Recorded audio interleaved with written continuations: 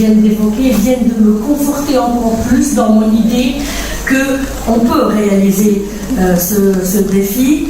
Pourquoi? Parce que déjà nous sommes conscients de ce que nous avons comme problème à résoudre. 6 ans, ce n'est pas peu. On peut préparer un plan à moyen terme pour relever ce défi.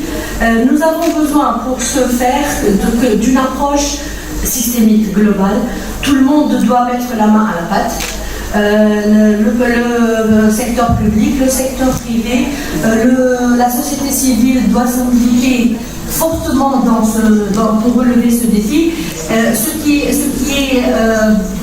qui est porteur d'espoir, c'est que le terrain est défraîchi, parce que les initiatives d'intégration d'éthique dans l'enseignement ne datent pas d'hier. Ça fait bientôt 25 ans que cela a commencé en Tunisie, si ce n'est pas plus. J'imagine que ça doit être la même période pour le Maroc et pour l'Algérie. Donc les mentalités sont prêtes, les enfants sont prêts, les jeunes sont prêts. Reste, je suis d'accord qu'il y a une forte résistance au niveau du corps enseignant, et c'est tout à fait normal, parce que si l'éducation a changé de veste à chaque coup de vent, nous n'aurons pas un citoyen bien construit. Donc elle a raison de résister l'éducation, mais là, elle va résister moins fort, parce que l'éthique, ce sont notre seule chance de nous plonger pleinement dans le 21e siècle.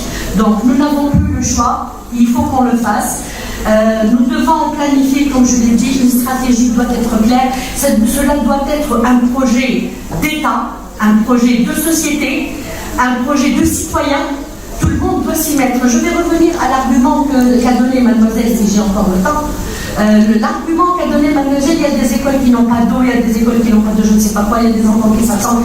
Ça existe, oui, mais si on sait, si on est conscient que seule l'intégration dans le monde de la technologie peut nous relever, peut nous arracher à la pauvreté, peut nous arracher à l'ignorance, nous allons y mettre le paquet, et là, on peut utiliser ce qu'on appelle, planifier ce qu'on appelle la discrimination positive, c'est-à-dire donner le plus à ceux qui ont le moins. Ceux qui n'ont pas l'eau, on leur donne l'eau et l'informatique. Ceux qui n'ont pas les tables, on leur donne les tables et l'informatique, etc.